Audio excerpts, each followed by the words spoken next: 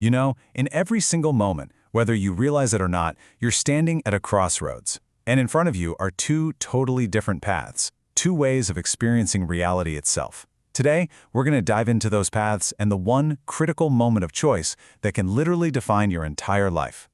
And that really boils down to this one simple question.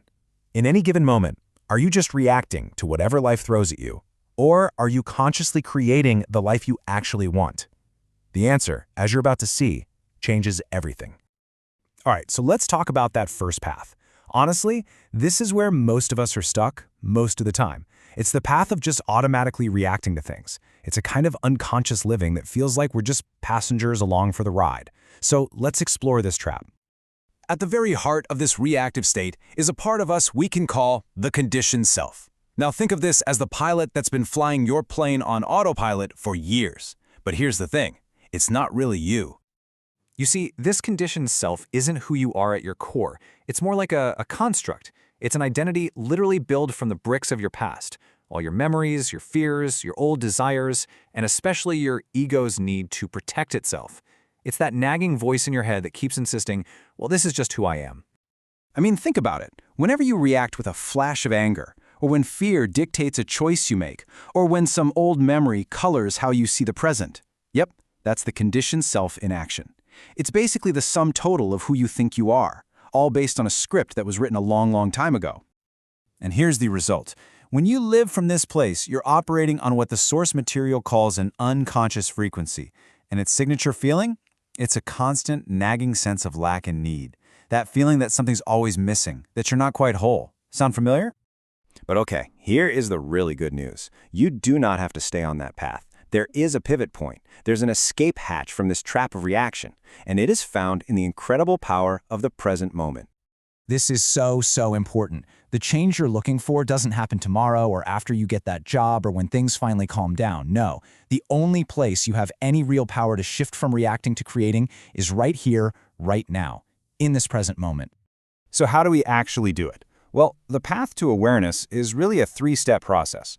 First, you just acknowledge the situation for what it is, without all the drama and judgment. Second, you consciously choose to accept it, instead of letting your default emotional reaction take over. And third, this is the most powerful step, you just become still. You pause. You create that tiny, precious space between the trigger and your response. Now, that stillness isn't about being sleepy or zoned out, not at all. It's what the source calls still alert awareness. And it's this beautiful paradox, right? You're completely calm, but you are fully awake and conscious of the now, just watching everything unfold without getting sucked into the story. And when you can access that state of still alert awareness, that's when you unlock the second path. You literally move from reacting out of fear and conditioning to responding from a place of deep, profound wisdom. In this state, you're no longer the conditioned self. Instead, you get to meet the real you, the part of you we can call the observer. So who is the observer?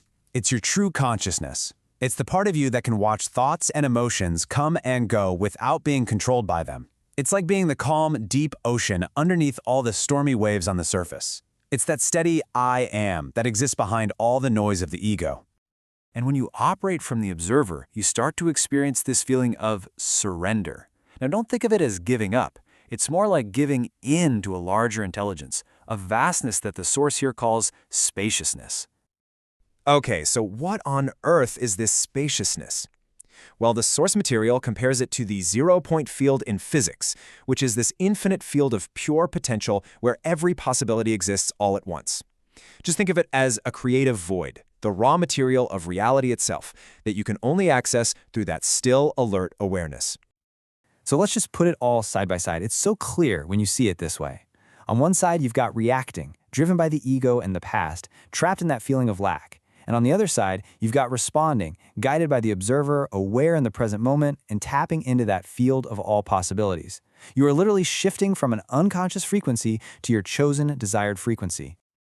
So, let's bring all this home, because the final takeaway here is, well, it's incredibly empowering. This isn't just about choosing a better path. It's about realizing who you truly are. Here's how it works. All possibilities, health, wealth, wisdom, anything you can imagine, they already exist in that field of spaciousness. When you, as the observer, place your focused, still awareness on one of those possibilities, you essentially collapse it from pure potential into your actual present reality. You manifest it. And this, right here, is the ultimate truth of this whole thing.